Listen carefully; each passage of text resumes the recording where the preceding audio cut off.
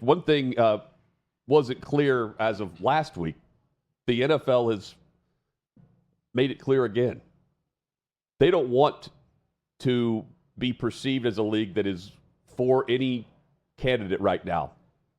How do I know that? Well, they're going to find Nick Bosa, but they're waiting until after the election to do so. Of course, Bosa was on national TV last week with the MAGA hat, which is prohibited based on NFL policy for game day when it comes to players and political messages.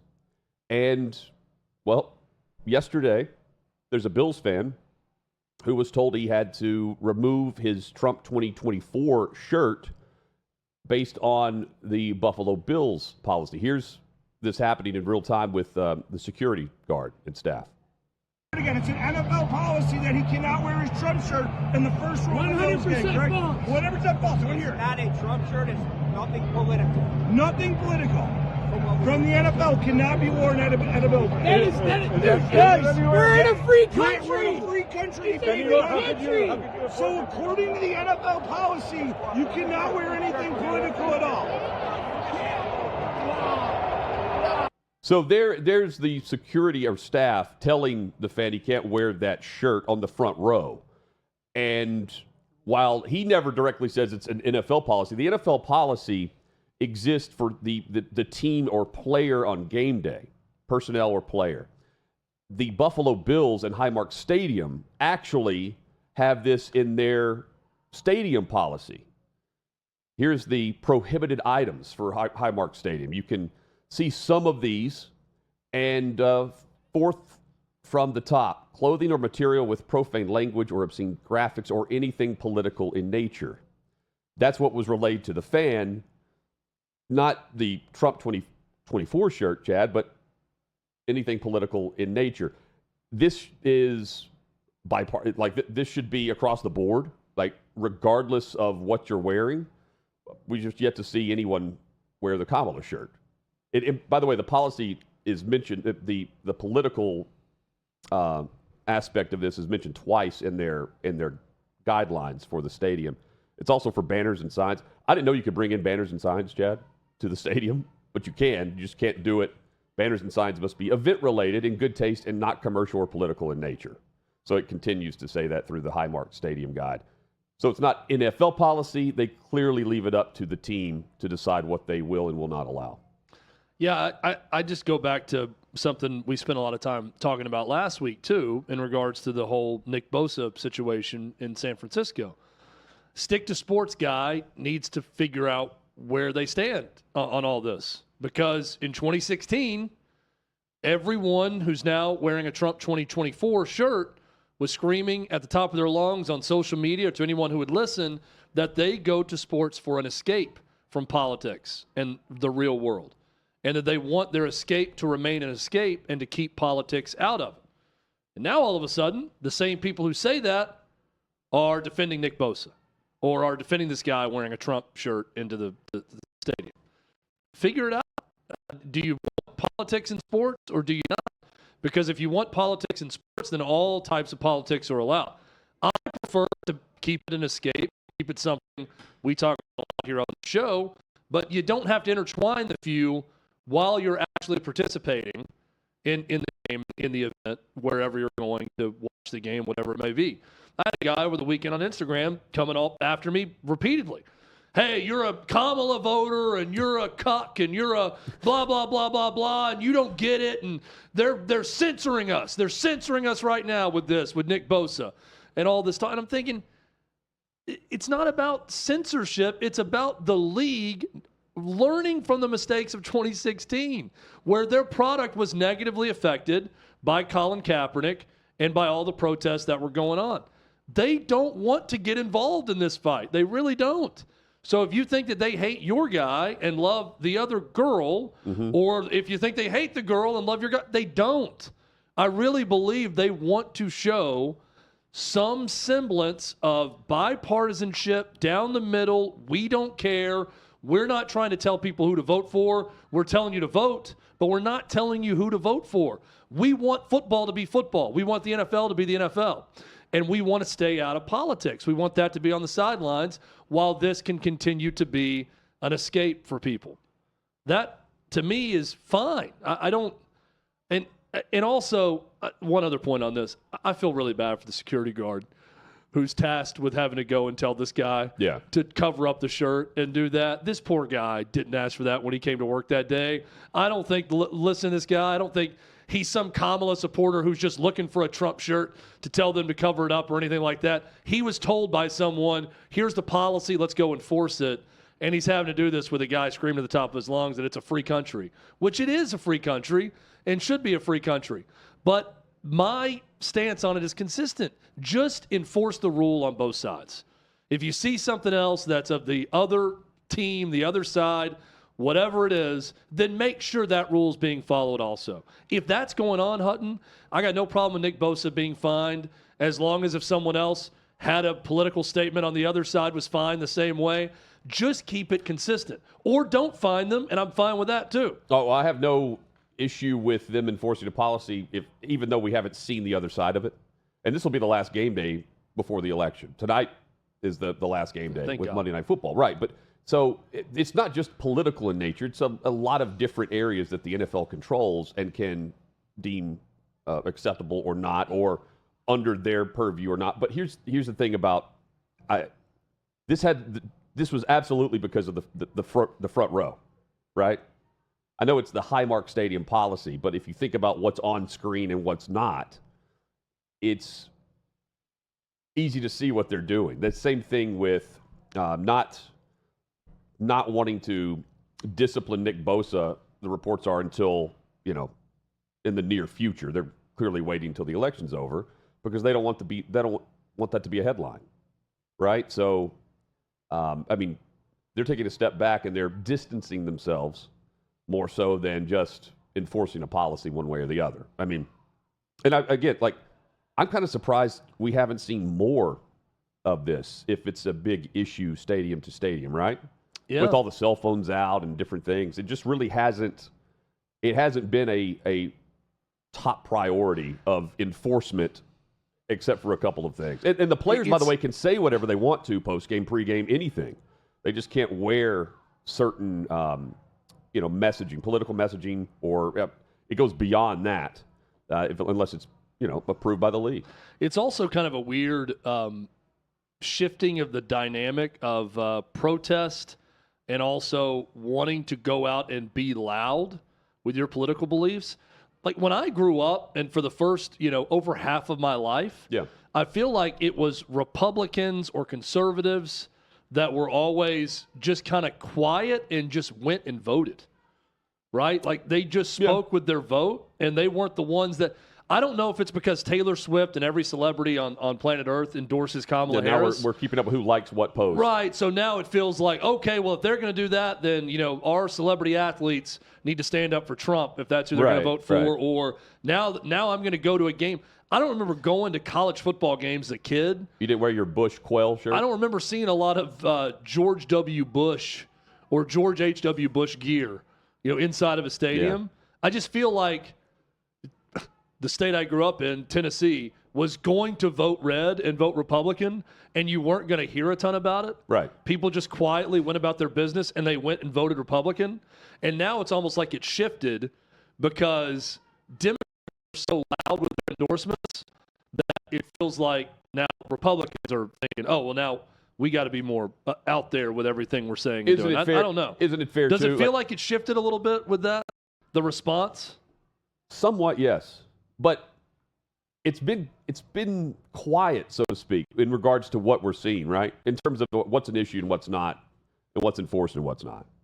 It's Nick Bosa wearing the MAGA hat, but we're comparing which athletes endorsing which political candidate, but that's been on their own social media platform or in front of a microphone instead of wearing the gear. Yeah. Right? And in this case, I do think it's just the front row fan policies and Bills fans there would be more aspects of this in the reporting or on social media if the guy in the upper deck is wearing the Trump shirt. Yeah, if they were just separating people. I've been to Bills games and I've seen them separate the truly drunk from the kind of drunk as they enter the stadium and just not allowing people who can barely walk into the stadium on game days. Yeah. That's how hard they get after it in the tailgate in Orchard Park. If they were doing that with people walking in the stadium, right? And in this case, he's wearing a jacket. You're wearing the Trump shirt. You're wearing that. You got to go. You got to go. That's a little bit of a different story. It looks bad. Like, I don't like it. When I saw it, like, the guy's not hurting anything by wearing that Trump 2024 shirt. But if it's a policy and they're alerted to it, team to team, and they're told to do it, then they got to go and do it. Again, if you can point me to this guy was told to cover that up or change shirts or whatever, and people were wearing Kamala shirts to the Bills games, and they were told nothing in the front row, I'm pissed off about it. Yes. I'm right there with you. I hate it. I will be up in arms with it as well. But this is the only example we have right now. If someone has other examples of people being allowed to wear Kamala shirts in the front row, by all means, report it. We'll talk about it on this show. And we'll be up in arms because that is not fair. But I also have to look at everything with a sober mind, unlike Bills fans, never sober, with a sober mind and say, fair is fair. If that's the rule and they enforce the rule, you can't get mad about it. I'd say the same thing to Nick Bosa. Just make sure it's weighed evenly on all sides. And I think with whatever that rule is. My final, I think it's enforced this week. Is it enforced next week? You see what I'm saying? Well, nobody's going to care even next week point. unless they're, we're talking about a stolen something. Right, but I'm saying like whatever the controversy is, that's what people are going to be talking about next week on either side. Is Happy Valley... Some side's going to claim some sort of foul, right? That's what's coming next. For sure. We asked Clay about it. He's like, I'm sure there's going to be some controversy. Is Happy Valley happy? No. Because James Franklin and the Nittany Lions, they lose again to a top 5 opponent. That trend continues for James Franklin as the head coach there. And what is he now, 1-13 overall against top 5 opponents since you became the head coach there? James Franklin, we're going to call this the great James Franklin Conundrum.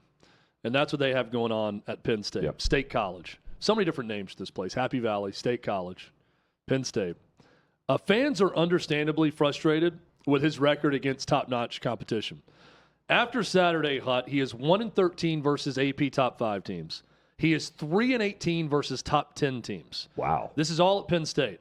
He is 13-27 against top 25 teams.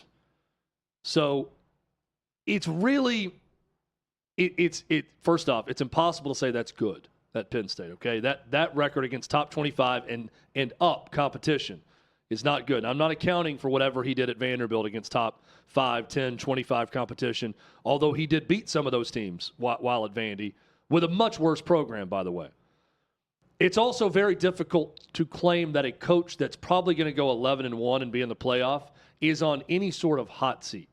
So this is what we talk about with the James Franklin Conundrum. Is really good enough at Penn State?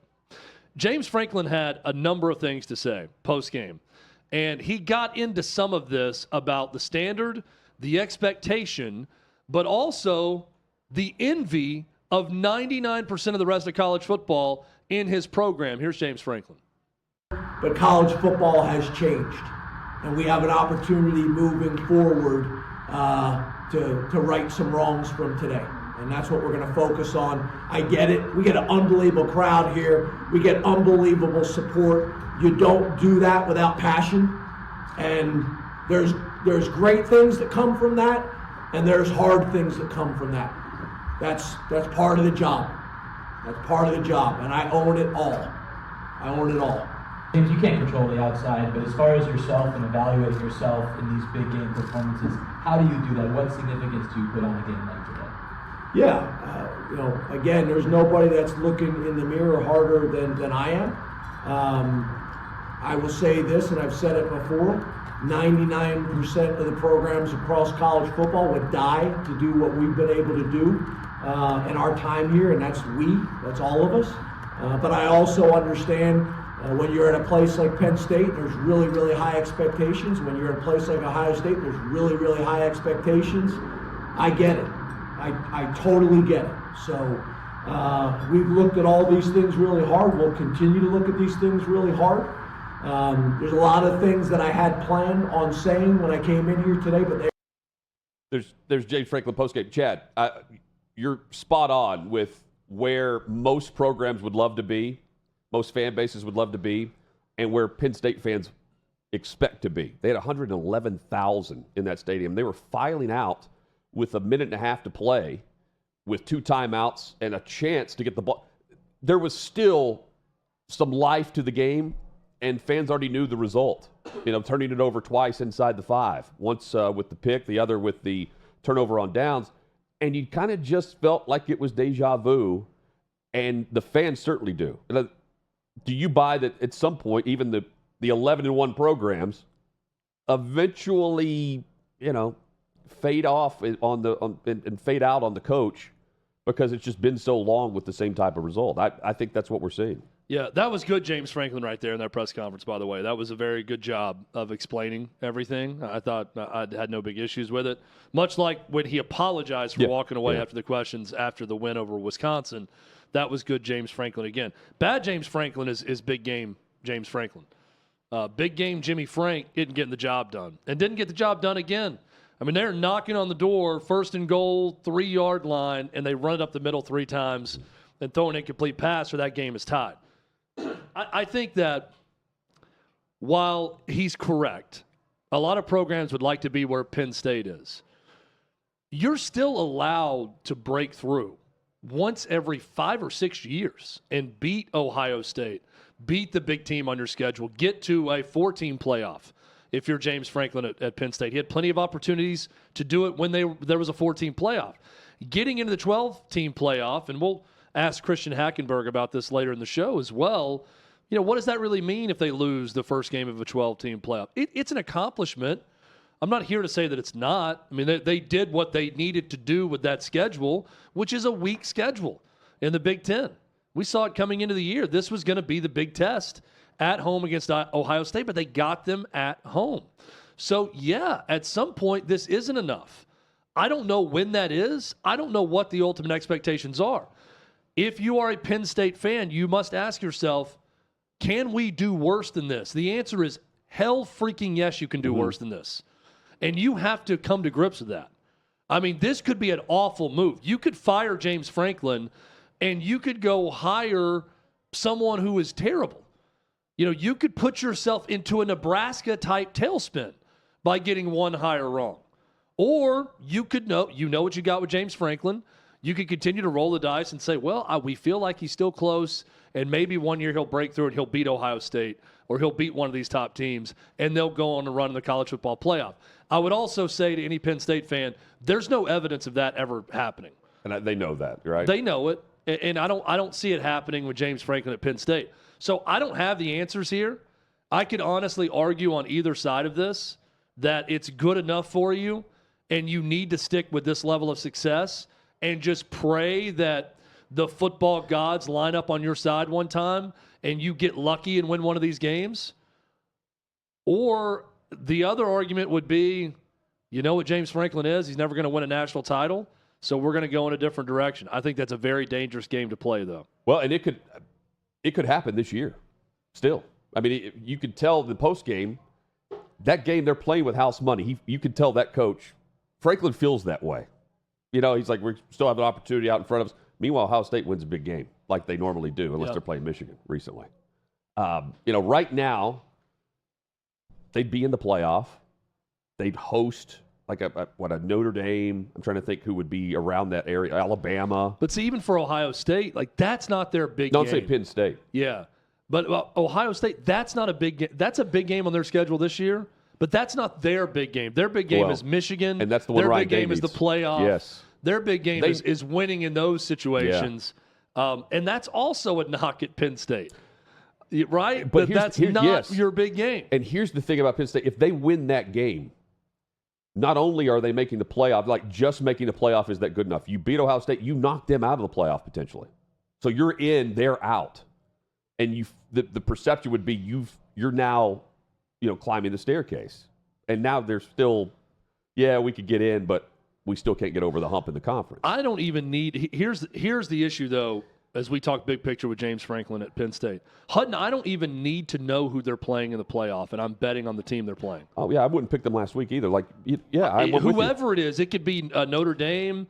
It could be Tennessee. It could be any number of teams. And I'm likely to pick against, not likely, I will pick against James Franklin and Penn State in that spot. And they will lose that playoff game by getting in there. Because of the magnitude. Here is the other thing that we're going to have to come to grips with. And as we start to talk more about this 12-team playoff, and we actually have our first one tomorrow, how is the committee going to view an 11-1 Penn State team where I'm reading a column today that says, you can't change the fact that they have these wins. And I'm thinking, what wins? They beat Illinois, who's no longer in the top 25 at home, in an ugly game. They won at USC, which was a crazy game and a good win. And a big comeback. And Tyler Warren went off in that game. USC's 4-5 right now. That feels like a big win. USC is 4-5. They won at Wisconsin. Wisconsin just got their ass kicked by Iowa this past Saturday and is very mid. They beat a very mid West Virginia team to open the season. Yeah, they won those games away from home, but are you going to – here's an example. Are you going to put that on the shelf and say those wins against mediocre teams on the road is better than Tennessee beating Alabama? Because it's going to come down to that with a 2-loss SEC team, that each one of those teams is going to have one great win.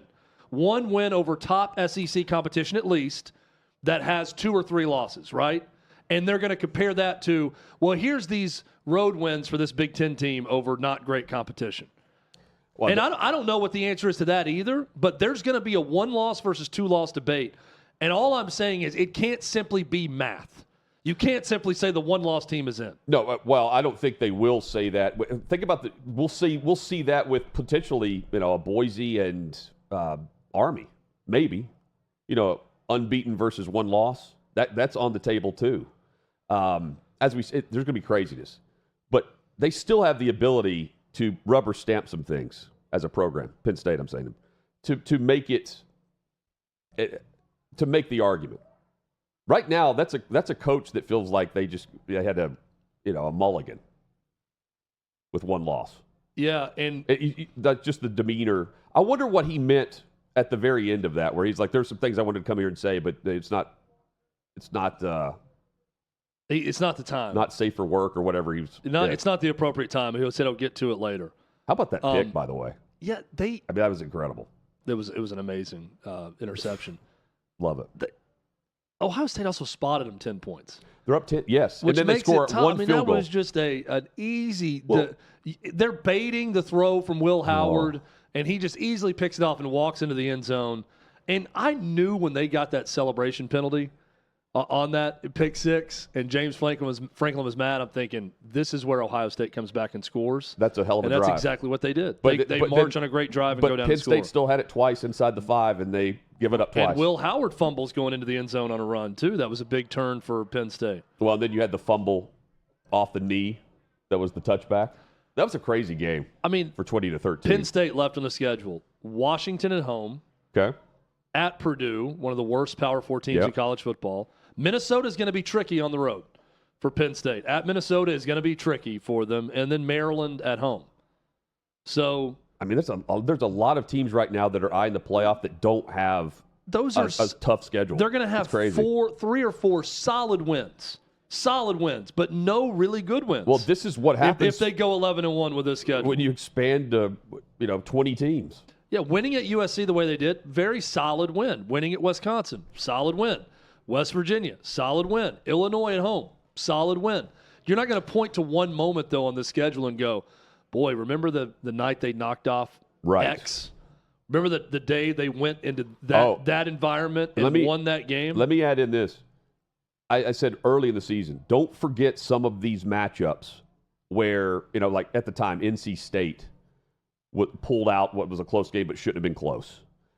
Bowling Green almost beat them earlier in the year. Yep. Like that's a win. That counts as a win.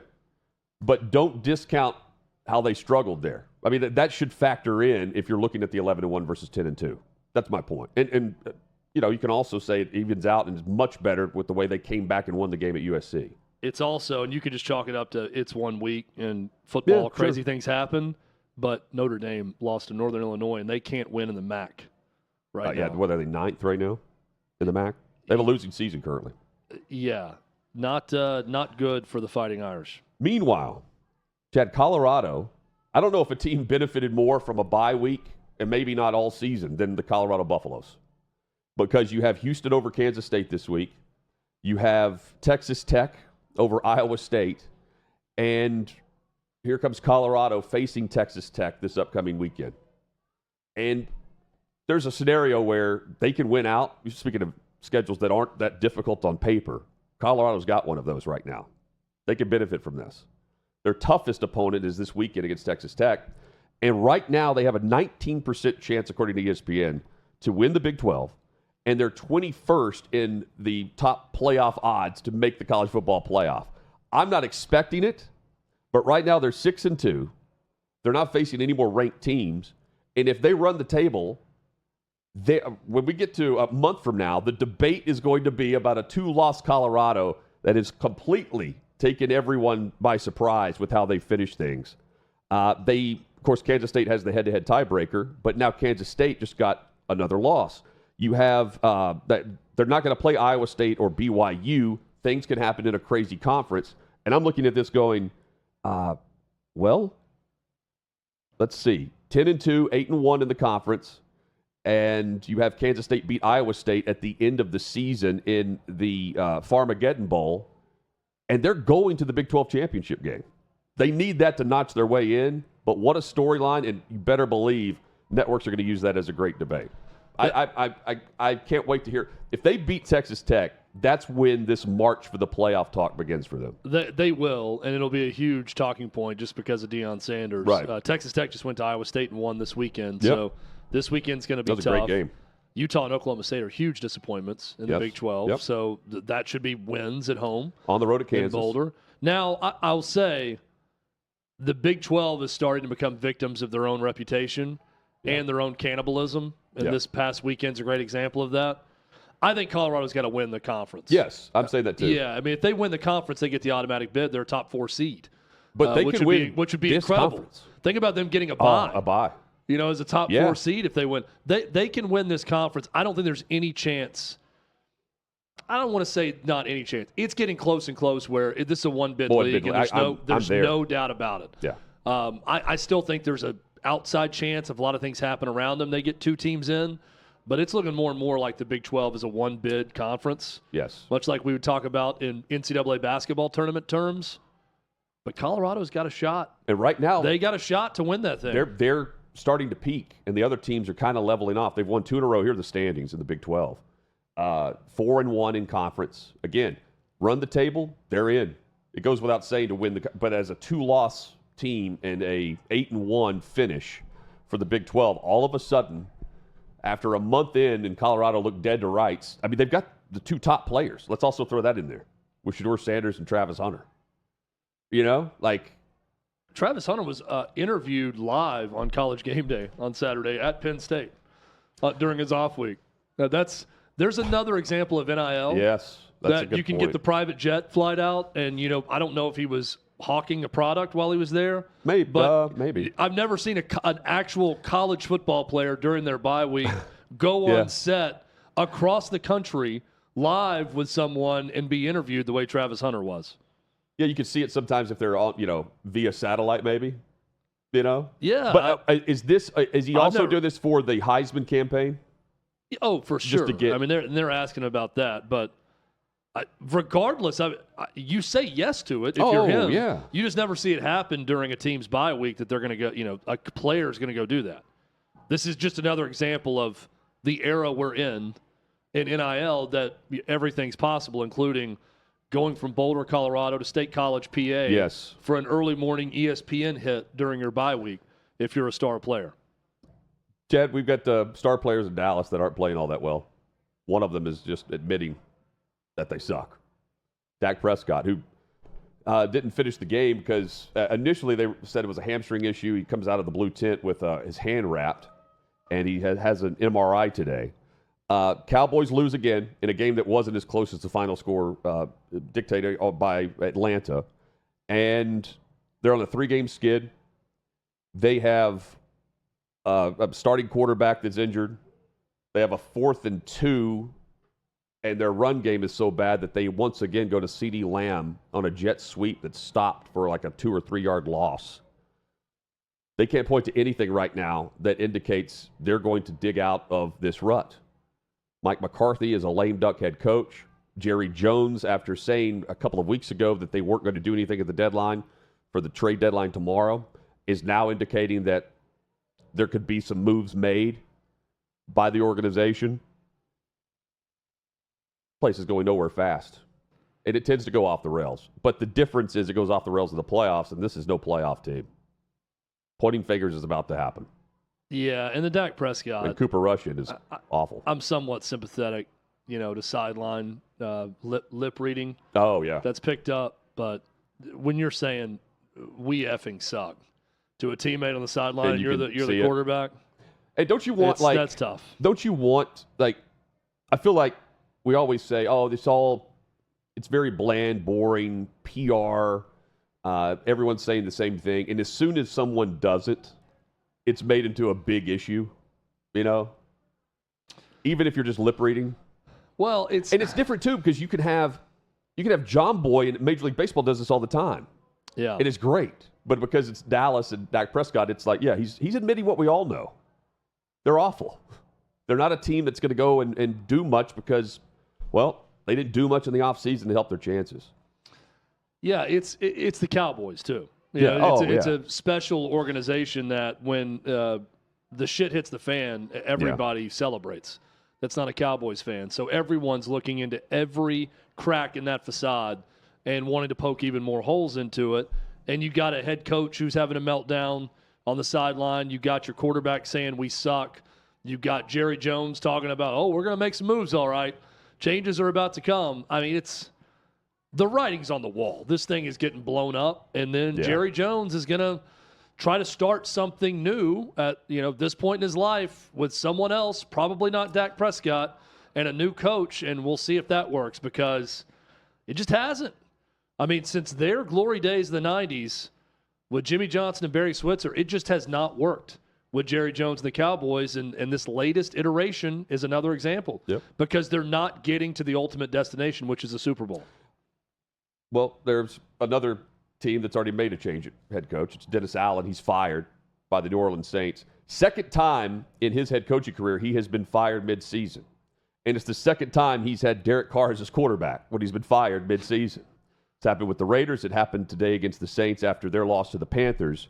And after winning the first two games by 25+, they've now lost 7 straight and are terrible. It's the first victory formation for Bryce Young. Really? That's how bad it was. That's an amazing stat. And now Munich this week. Finally, I've taken a knee in the NFL. Now, unlike Colin Kaepernick, not that kind of knee. Yeah. I have taken a knee in victory, not protest. Bryce Young, will line up in victory formation and take this knee, and I will run this football to owner David Tepper. And I will tell him, sir, you have made the right decision, sir. Here, take this football. Now he'll try to get another victory formation as he goes to Munich. It's Panthers-Giants in Germany this week. Oh, my God. Congrats, Germany. What a game. The biggest thing to come out of the game is not it's not Dennis Allen. It's Michael Thomas, former teammate of Derek Carr. Early in the game, Derek Carr throws a pass over the middle that Chris Olave is blown up while he's trying to catch the ball. 2 defenders hit him. It's now his second concussion over the last 3 weeks since coming back from a concussion earlier this season. And Michael Thomas, who has gone after Carr in the past, goes at him again on social media, posting, dude tried to lie and say, I was jealous of making Chris wide receiver number 1. Whole time he can't even get him a decent ball. He needs his ass whooped. And, these are just a couple of them. Dude's scary and panic and just throw the ball. Get him the F out of here. He's so ass. That from Michael Thomas, can't guard Mike, who currently is not on a team. Derek Carr points that out and more. He was asked about this post-game at the post-game podium about Thomas and his online mentions through, this is Twitter, through X, and posts that he had not seen to this point, but certainly knows Michael Thomas has gone at him in the past. I have love for Mike, and when he does that, I don't really care for it, obviously. I've had so many teammates over the years, and he's like the one dude that didn't get along with me, you know. And I don't know what I did to him. I don't know why he feels that way. I'm sorry, you know, for whatever he's dealing with to make him feel like he's got to do that. I don't know, you know. But he's never called me during any of this, you know. My phone number has never changed. You know, I've in fact called him on different occasions, you know, just to try. And sometimes you can try as hard as you want, and it just doesn't work out, and that's okay. So I don't know why he feels any type of way. I didn't see it. I won't see it because I always ignore everything, you know, good and bad. I try to ignore everything. So it's unfortunate, especially coming from a player like that. But I wish him the best. I hope he gets on a team and does what he wants to do and loves it. You know, I'll never change. Like I love him in that way, wish him the best. But as it's something I just would never do to a teammate. You know, because it was single high. The ball went to where we talked about it going, and Chris got hit in the head. Unfortunately, that happens in our game, and I would never do it on purpose. I didn't throw him into a bad, you know, look. You know, it wasn't a different coverage where that guy was just, you know, all that kind of stuff. So when it comes to the football aspect of it, I really don't have an answer for it. But when it comes to just the person part of it, I just hope he gets what he's looking for. There's Derek Carr. I don't handling it in a classy way, but yeah, I don't believe him either. I believe him not caring. Yeah, I believe Derek Carr is a very classy, kind, Christian gentleman from everything that I've seen and the way he speaks about people and everything else. I also just, when he says, you know, I'm really hoping that he gets everything he wants out of a new team and you know, where he wants to land. I think that's a jab at him, though. I'm pretty sure that if he were contacted by a team and they asked, hey, how's Michael Thomas as a teammate?